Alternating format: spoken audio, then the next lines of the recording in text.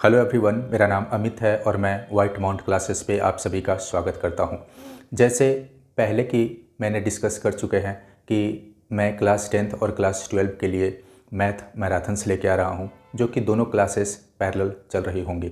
आज हम लोग क्लास 10th के जो फर्स्ट यूनिट है उसके बारे में सीखने और समझने की कोशिश करेंगे। तो जो पहला यूनिट है वो है रियल नंबर। तो आज हम लोग पहले देखेंगे कि नंबर क्या होता है, इसके बाद फिर डिफरेंट टाइप के नंबर्स के बारे में देखेंगे, फिर रियल नंबर के बारे में हम लोग देखेंगे और इसके बाद फिर एक दो फॉर्मूलाज़ हैं जिसको यूज़ करके हम लोग फर्स्ट यूनिट को आराम से ख़त्म कर लेंगे। बहुत ऐसे बच्चे होते हैं जिनको यही नहीं पता होता है कि नंबर क्या है। इनफैक्ट जो बड़े क्लास के जो बच्चे हैं उनको भी नहीं पता होता है कि नंबर क्या है, व्हाट इज़ नंबर। अगर आपको पता है तो बहुत अच्छी बात है, और अगर नहीं पता है तो मैं आपको इसके बारे में थोड़ा सा बता दे रहा हूँ कि नंबर क्या है। नंबर एक अरिथमेटिक वैल्यू है जिसको हम लोग क्वांटिटी को रिप्रेजेंट करने के लिए यूज़ करते हैं। जैसे अगर हमको किसी चीज़ को काउंट करना है तो नंबर का यूज़ करना होगा, मेज़र कर रहे हैं तो नंबर का यूज़ करना होगा, अगर हम लोग लेबल कर रहे हैं तो नंबर का हमको यूज़ करना होगा। काउंट करने से मतलब है 1 2 3 4 5 6 से लेके n तक, ये हमको काउंटिंग हो गया। अगर हम कपड़े लेने जाते हैं तो 10 मीटर, 50 मीटर, 100 मीटर, 500 मीटर, ये काउंट है। अगर हम लोग एंगल की बात करते हैं 30 degree, 45 degree, 60 degree, 90 degree, 0 degree, 180 degree, ये सारे के सारे काउंट हैं, है कि नहीं। इसके बाद फिर अगर हम लोग फिजिक्स की बात करते हैं कि 10 न्यूटन, 50 न्यूटन, 100 न्यूटन, ये सब काउंट ही है। अगर स्पीड की अगर हम लोग बात अगर करें 10 kilometre per hour, 100 kilometre per hour, 500 kilometre per hour, वो क्या है, काउंट ही है। तो काउंट शायद आपको समझ में आ गया होगा। इसके बाद फिर मेज़र करना, इसके बाद फिर लेबल करना, सारे एक दूसरे से रिलेटेड हैं। बहुत ज़्यादा मुश्किल इसमें नहीं आ रहा होगा, आपको शायद समझ में आ रहा होगा। पहले हम लोग देखते हैं, यहाँ पे मैंने ऑलरेडी पहले ही सारा चीज़ लिख दिया है कि बहुत ज़्यादा टाइम बर्बाद ना हो, आपको मैं डायरेक्ट यहाँ से समझाता चला जाऊँ, कम समय में आप अधिक से अधिक चीज़ों को गेन करें। मैं यही सोच के पहले ही सारा चीज़ लिख दिया। तो पहले हम लोग देखते हैं कि नंबर क्या होता है। यहाँ पे लिखा हुआ है कि a number is form by written 10 digit in different types of group. यानी ये 10, इसको हम लोग जो डिजिट्स है इसको दशमलव भी बोलते हैं हिंदी में। एक दशमलव वो होता है जो डॉट वाला, वो वाली दशमलव की हम लोग बात नहीं कर रहे हैं, यहाँ पे डिजिट की बात कर रहे हैं। यही 10 दशमलव होते हैं जिससे हम लोग बहुत बड़ा से बड़ा और छोटा से छोटा नंबर को लिख पाते हैं। क्या है डिजिट्स? 0 1 2 3 4 5 6 7 8 9। अब इसका यूज़ करके आप कोई भी बड़ा से बड़ा नंबर आप लिख सकते हैं कि नहीं। तो यही बोल रहा है कि इन डिफरेंट टाइप्स ऑफ ग्रुप, यानी इस नंबर को यूज़ करते हुए हम लोग छोटा से छोटा और बड़ा से बड़ा नंबर भी क्या कर सकते हैं, लिख सकते हैं। इसके बाद फिर आता है नेचुरल नंबर। नेचुरल नंबर क्या होता है? जो 1 से शुरू होता है और n तक जाता है। जैसे 1 2 3 4 5 6 और वो n तक चला गया, वो हो गया नेचुरल नंबर। इसके बाद फिर है, यहाँ पे दिख रहा होगा आपको, होल नंबर। होल नंबर क्या होता है? जो 0 से स्टार्ट होता है, यानी 0 1 2 3 4 5 और वो n तक चला गया, तो उसको हम लोग बोलेंगे होल नंबर। यानी अगर आप कहना चाहते हैं कि सर अगर मैं नेचुरल नंबर प्लस 0, क्या हम इसको होल नंबर बोल सकते हैं? बिल्कुल बोल सकते हैं। क्यों? क्योंकि यहाँ पे 0 और नेचुरल नंबर, ये सारे के सारे नेचुरल नंबर, और इसमें यहाँ 0 है और सारे के सारा इधर नेचुरल नंबर है। तो 0 और नेचुरल नंबर को जब हम आप सम्मिलित करके अगर देखते हैं तो वह एक होल नंबर होता है कि नहीं। इसके बाद फिर यहाँ पे इंटीजर है। इंटीजर क्या होता है? A whole number that can be negative, positive और ज़ीरो। यानी एक ऐसा होल नंबर जो कि पॉजिटिव भी हो, निगेटिव भी हो और जीरो भी हो, वो क्या हो गया? इंटीजर हो गया। तो इस इंटीजर आपको शायद समझ में आ गया होगा। यानी पॉजिटिव सारे पॉजिटिव, निगेटिव सारे निगेटिव और जीरो, यानी -5 -10 +5 +10 जीरो, ये सारे के सारे क्या हैं? इंटीजर्स ही हैं। लेकिन होल नंबर की मैं बात कर रहा हूँ। अगर आप 3.5 अगर ये लिखते हैं तो ये होल नंबर तो है ही नहीं, है कि ये होल नंबर है? होल नंबर नहीं है ना। तो अगर आप कोई डेसिमल में अगर आप नंबर ले लेते हैं पॉजिटिव या निगेटिव तो होल नंबर नहीं है, आपको ये भी ध्यान रखना है। ठीक है, इसके बाद फिर यहाँ पे है प्राइम नंबर। प्राइम नंबर क्या होता है? जो एक से डिविजिबल हो या अपने आप से डिविजिबल हो, उसी को हम लोग बोलते हैं प्राइम नंबर। ठीक है, जैसे कि 2 हो गया, 3 हो गया, 5 हो गया, 7 हो गया, ये सारे जो नंबर्स हैं वो सिर्फ एक से डिविजिबल होगा। एक से तो कोई भी नंबर डिविजिबल हो जाएगा। जो स्वयं से डिविजिबल है यानी इट्स सेल्फ से डिविजिबल है, वो क्या होता है? हमारा प्राइम नंबर होता है। इसके बाद फिर हम लोग बात करते हैं कंपोजिट नंबर का। तो कंपोजिट नंबर क्या होता है? A number with more than 2 divisors, यानी उसके कम से कम 2 डिवाइज़र होंगे ही होंगे। जैसे यहाँ पे 4 लिखा हुआ है तो इसका 1 से भी डिवाइड हो जाएगा, 2 से भी डिवाइड हो जाएगा, 4 से भी डिवाइड हो जाएगा कि नहीं? अगर हम लोग देखें 6 को तो 1 से भी हो जाएगा, 2 से भी हो जाएगा, 3 से भी हो जाएगा, 6 से भी हो जाएगा। इसी तरह सारा नंबर यानी 2 से अधिक उसका डिवाइज़र होना चाहिए।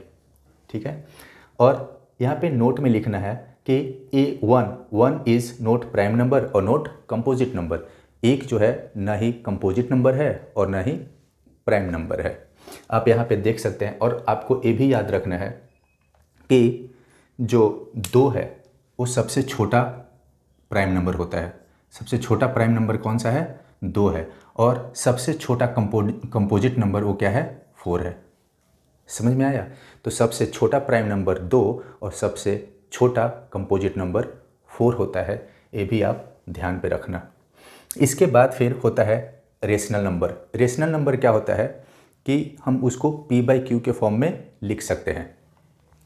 और जो q होता है वो क्या होता है? 0 के इक्वल नहीं होता है, क्योंकि अगर आप q को वैल्यू 0 डाल देंगे तो ये क्या हो जाएगा? नॉट डिफाइंड हो जाएगा, है कि नहीं? तो फिर वो नंबर ही नहीं रहा, क्योंकि वो नॉट डिफाइंड है ना, तो फिर नंबर कैसे रहेगा?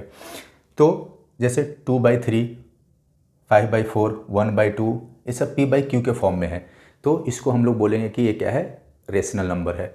एक चीज़ और आप यहाँ पे याद रखना कि जो नेचुरल नंबर होता है वो भी रेशनल नंबर ही होता है। जैसे यहाँ पे लिखा हुआ है कि all natural number are rational number.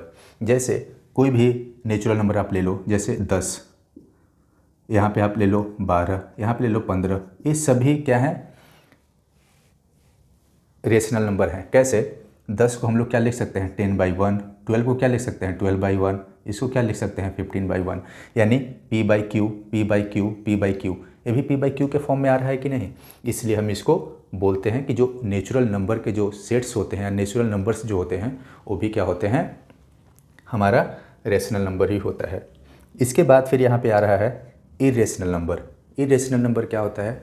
जो p/q के फॉर्म में नहीं लिखा जाता है, उसको हम लोग इरेशनल नंबर बोलते हैं। जैसे कि √2, √3, √5, √7, ये सारे के सारे क्या हैं? इरेशनल नंबर हैं। अब तुम्हारे मन में आ रहा होगा कि सर √4 हो सकता है? √4 नहीं होगा। क्यों? क्योंकि √4 का वैल्यू होता है 2, और 2 क्या है? एक कौन सा नंबर है? ये नेचुरल नंबर भी हो जाएगा, होल नंबर में भी हो जाएगा, और ये रेशनल नंबर में भी हो जाएगा, क्योंकि 2/1 आप इसको बोल सकते हैं। तो ये नेचुरल नंबर भी है, होल नंबर भी है, और रेशनल नंबर भी है, इंटीजर भी है कि नहीं? इसके बाद फिर आप यहाँ पे इरेशनल नंबर आपको मैंने समझा दिया। तो ये सारे के सारे क्या होते हैं? इरेशनल नंबर होते हैं, जो p/q के फॉर्म में नहीं लिखे जाते हैं। ठीक है, और एक है को प्राइम नंबर। को प्राइम नंबर हमेशा हम लोग 2 नंबर की सेट के बारे में बात करते हैं, और ये 2 नंबर के जब हम आपस में HCF निकालते हैं तो उसका वैल्यू 1 होता है, तभी वो को प्राइम नंबर है, अदरवाइज वो को प्राइम नंबर नहीं होगा। HCF कैसे निकालना है एक बार एक समझ लो। यहाँ पे 4 और 7 दिया हुआ है, तो एक नंबर है 4, तो 4 का फैक्टर क्या क्या हो सकता है? 1, 2 और 2, ये तो फैक्टर होगा। अगर आप यहाँ पे 7 है, 7 का फैक्टर क्या ले सकते हैं? क्या होता है? सॉरी, 1 और 7, और आपको पेयर बनाना है। तो देखो यहाँ पे सिर्फ 1 और 1 का पेयर बन रहा है, तो इसका HCF क्या हो गया? हमारा 1 हो गया। उसी तरह जब आप इसको लोगे तो यहाँ भी HCF 1 आएगा, यहाँ भी 1 आएगा, यहाँ भी HCF 1 आएगा। तो अगर HCF 2 नंबर के पेयर में HCF अगर 1 आ रहा है तो कौन सा नंबर हमारा हो जाता है, को प्राइम नंबर। ठीक है, बात आपको समझ में आ रहा होगा। अगर आपको समझ में ना आए तो आप हमको कमेंट में पूछ सकते हैं। ठीक है, डस्टर उधर है इसलिए हाथ से भी कर रहा हूँ। खैर, अब हम लोग देखते हैं इवन नंबर। इवन नंबर क्या होता है, ऐसा नंबर जो 2 से डिविजिबल हो जाए उसको हम लोग इवन नंबर बोलते हैं। इवन नंबर को पहचानने का सबसे अच्छा तरीका क्या है कि वो यूनिट प्लेस पे कौन सा नंबर रहेगा, 0, 2, 4, 6 और 8। अगर यूनिट प्लेस पे अगर इस तरह का नंबर है तो वो क्या हो जाएगा, इवन नंबर। ऐसे अगर आप छोटा फॉर्म में जानना चाहते हैं तो 2 हो गया, 4, 6, ये सारे के सारे क्या हैं, 8, 10, 12, ये सारे के सारे इवन नंबर हैं। कोई बड़ा नंबर आपने ले लिया इस तरह का तो हमको सिर्फ यूनिट प्लेस पे चेक करना होता है। यही तो है unit place, unit place, unit place. तो यहाँ पे देखो 4 है, यानी ये वाला नंबर इवन नंबर है। कितना बड़ा भी आप नंबर लिख लो, सिर्फ हमको यूनिट प्लेस पे ही चेक करना होगा। यूनिट प्लेस पे अगर 0, 2, 4, 6, 8 अगर आ रहा है तो वो क्या हो जाएगा, इवन नंबर हो जाएगा। तो ये भी इवन नंबर है क्योंकि इसके यूनिट प्लेस पे 4 है, इसका यूनिट प्लेस पे 8 है, इसका यूनिट प्लेस पे 6 है कि नहीं, 6, 8 और 4। तो इसको हम लोग बोल देंगे कि इवन नंबर है।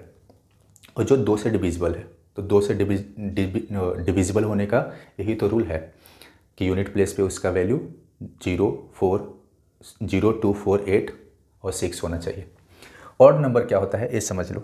ऑड नंबर जो 2 से डिविजिबल नहीं है वो क्या हो जाता है, ऑड नंबर होता है। जैसे 1, 3, 5, 7, 9, 11, 13, 15, 17, ये सारे के सारे क्या हैं, ऑड नंबर। यानी जो इवन नंबर नहीं है वो क्या हो गया, ऑड नंबर होगा। अब आता है रियल नंबर, और यही रियल नंबर क्या है आपको पढ़ना है। यानी आपको सारे नंबर्स मैंने यहाँ पे बता दिए और इससे ज़्यादा और नंबर नहीं होता है। एक होता है इमेजिनरी नंबर, उसको लास्ट में थोड़ा सा बता दूंगा। रियल नंबर देखो क्या होता है कि rational number and irrational number are collectively called real number. यानी ऊपर जितने सारे नंबर हमने पढ़ा वो सारे के सारे क्या हैं, रियल नंबर है। आपके मन में जो भी नंबर आ रहा है वो सारे के सारे क्या हैं, रियल नंबर ही हैं। इनफैक्ट 0 भी रियल नंबर है, √2 रियल नंबर है। यानी 0 सारे निगेटिव वाले वैल्यू, सारे पॉजिटिव वाले वैल्यू, डेसिमल वाले, रेशनल, इरेशनल, इंटीजर, होल, सारे के सारे नंबर्स क्या हैं, रियल नंबर है। लेकिन अगर इसका डेफिनेशन अगर लिखा जाए तो रेशनल नंबर्स और irrational numbers are collectively called real numbers. समझ में आया। रेशनल नंबर में 0 भी आ जाता है कि नहीं। और इरेशनल नंबर मैंने आपको बताया ही कि जो p/q के फॉर्म में नहीं लिखा जाता है, और रेशनल नंबर p/q के फॉर्म में लिखा जाता है। तो इसमें सारे के सारे नंबर आ जाएंगे, ठीक है। इसमें यहाँ पे लिखा हुआ है 0, और यहाँ पे प्लस माइनस, यानी प्लस वैल्यू भी निगेटिव वैल्यू भी, +-1, +-2, +-3, +-4, जो भी लेना है वो सब ले सकते हैं। +-3/2 कोई भी नंबर आप ले लो, सारे के सारे क्या हैं, वो रियल नंबर ही हैं, ठीक है। अब बात आपके मन में आ रहा हो कि सर अब अभी आपने तो इमेजिनरी नंबर के बारे में कुछ बोला, क्या इमेजिनरी नंबर भी रियल नंबर के अंदर आता है? वो इसके अंदर नहीं आता है। क्यों? क्योंकि इमेजिनरी नंबर एक अलग नंबर है, ठीक है, और उसको हम लोग मैथ के टर्म में आई से डिनोट करते हैं, जिसको आयोटा बोलते हैं। और जब हम साइंस के टर्म में, यानी अगर इलेक्ट्रॉनिक्स के टर्म में अगर हम लोग बात करते हैं तो वहाँ जे से डिनोट करते हैं। यानी इमेजिनरी नंबर क्या होता है, एक बार ये देख लो। ऐसे आपको इमेजिनरी नंबर के बारे में एक क्लास 11th में आपको पढ़ना होगा, ठीक है, लेकिन थोड़ा सा जिक्र आता है आपके भी यूनिट्स में, वो जहाँ पे जिक्र आएगा मैं आपको बता दूंगा। वैसे इमेजिनरी नंबर देखो, सपोज़ मान लो कि इस तरह का वैल्यू आ गया आपको, तो इस तरह का वैल्यू तो कभी होता ही नहीं। हमने हमेशा देखा है √9 का वैल्यू क्या होता है, 3 होता है। लेकिन यहाँ पे अगर माइनस आ गया, रूट के अंदर अगर माइनस आ गया, तो अगर हम लोग इसको खोलते हैं तो रूट से माइनस को बाहर निकालने के लिए आई लगाते हैं, और अब क्या हो जाएगा, √9, इसका वैल्यू हो गया आई और इसका वैल्यू हो गया 3, और इसी को हम लोग लिख देते हैं 3i, और i को हम लोग आयोटा से डिनोट करते हैं। क्या बोलते हैं, 3 आयोटा या 3i। यानी जब हम लोग मैथ में बात कर रहे होंगे तो इसको i बोलेंगे, और जब हम इलेक्ट्रॉनिक्स या फिजिक्स में अगर बात करेंगे तो वहाँ पे हम लोग इसको j से डिनोट करते हैं। किससे? j से डिनोट करते हैं। j से क्यों डिनोट करते हैं, उसका भी एक रीज़न है। क्यों? क्योंकि जब हम लोग किसी वायर की अगर बात करते हैं तो इसमें सपोज मान लो कि करंट चल रहा है आई, तो यहाँ पे करंट को हम लोग आई से डिनोट करते हैं। अगर इमेजिनरी नंबर को भी यहाँ आई से डिनोट कर दिया जाए तो फिर दोनों के बीच में कन्फ्यूज़न हो जाएगा। इसलिए जब हम लोग फिजिक्स पढ़ रहे होते हैं तो वहाँ पे इमेजिनरी नंबर को जे से डिनोट करते हैं, और मैथ जब हम लोग पढ़ रहे होते हैं तो यहाँ पे इमेजिनरी नंबर को आई से डिनोट करते हैं, जिसको आयोटा बोलते हैं। और क्लास 11th में इसका एक अलग से चैप्टर ही है जो कि बहुत ज़्यादा मुश्किल नहीं है, इजी यूनिट है। तो इतने सारे चीज़ अगर मैंने आपको बताया है, आपको शायद समझ में आया होगा। इसके बाद फिर हम लोग अभी पहला यूनिट स्टार्ट करेंगे, और पहला यूनिट जब स्टार्ट करेंगे तो ये वाला वीडियो आपको पहले रहेगा और फिर पहला यूनिट यहीं से ही स्टार्ट होगा। Thank you so much. अगर आपको वीडियो पसंद आ रहा है तो आप इसको लाइक कीजिए, शेयर कीजिए और सब्सक्राइब कीजिए। Thank you so much.